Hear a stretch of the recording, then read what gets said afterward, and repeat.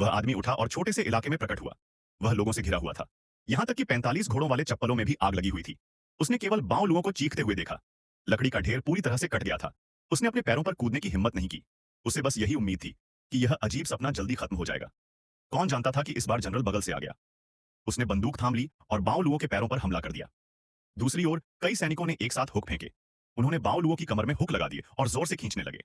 बावलुओ, जो अस्थिर लग रहा था, अपने नितंबों के बल जमीन पर गिर पड़ा और फिर से बेहोश हो गया। जब वह फिर से उठा, उसे धीरे धीरे महल में धकेल दिया गया, जैसे कोई स्वर डार्क बोर्ड पर हो। चिगुआ के लोग इस भव्य नृत्य को देखने के लिए दौड़ पड़े। यहां तक कि चिगुआ की राजकुमारी भी हैरान रह गई। अगले दिन बावलुओं को मैदान में ले जाया गया। लोगों और मांस को खींचने की दैनिक दिनचर्या शुरू हो गई। इसी समय महल में एक हत्यारे पर हमला हुआ। सेनापति ने देखा कि स्थिति ठीक नहीं थी, इसलिए उसने जल्दी से मुड़कर बावलुओं को महल में वापस आने और उसे बचाने के लिए नियंत्रित किया। इस तरह बावलुओं ने झाओसी की तरह लियू किंग और हू रेन के नक्शे कदम पर चलते हुए महल की ओर तेजी से वापसी की। वह जल्दी से महल की ओर लौटा। सेनापति ने बावलुओं को जल्दी से नीचे उतरने का आदेश दिया।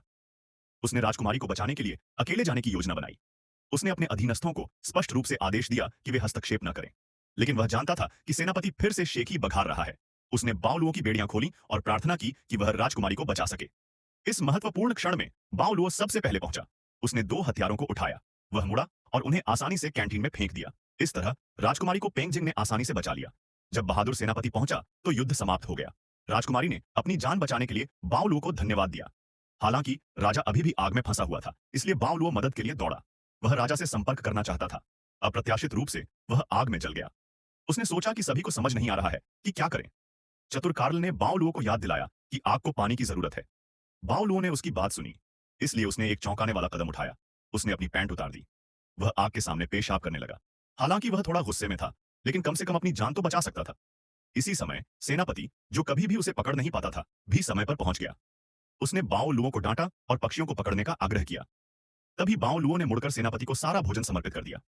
तब से बावलुओ एक नायक बन गया, जिसकी छोटे से देश में हर कोई प्रशंसा करता था।